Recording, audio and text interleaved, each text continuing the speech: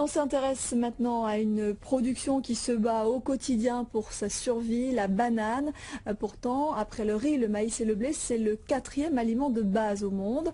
La banane nourrit 500 millions de personnes.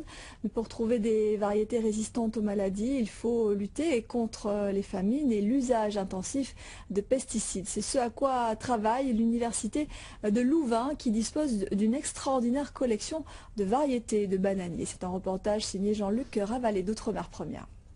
L'université de Louvain en Belgique. Dans son laboratoire d'horticulture tropicale, plus de 1400 variétés de bananiers conservées dans des éprouvettes. Cette banque génétique de la banane, unique au monde, a deux vocations: préserver la biodiversité et lutter contre les maladies qui affectent les plantations. Mais le petit paysan, lui, il perd 80% de son récolte.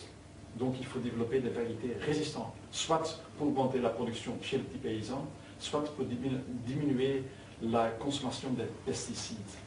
Principal ennemi de la banane, la cercosporiose, un champignon qui dévaste les plantations. L'équipe du professeur Svenen combine l'hybridation des plants de sa collection et le génie génétique pour obtenir de nouvelles variétés. L'avantage de notre collection ici au labo, c'est qu'on a une vue globale sur la résistance contre les maladies. Donc, on peut utiliser cette information pour isoler des gènes qui donnent une résistance et qu'on peut insérer dans le bananier qu'on veut. L'objectif du laboratoire de Louvain n'est pas le profit. La collection est classée patrimoine mondial de l'humanité. Elle doit avant tout permettre de lutter contre les famines. Nous sommes soutenus par des organismes publics et donc le but final, c'est de développer des variétés résistantes qui sont données gratuitement aux petits paysans.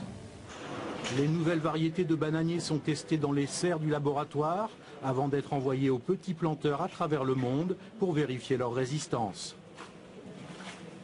C'est ici que l'équipe du professeur Svenen teste les nouvelles variétés de bananiers obtenues, avec l'espoir d'ici à 5 ans de créer une variété résistante aux champignons.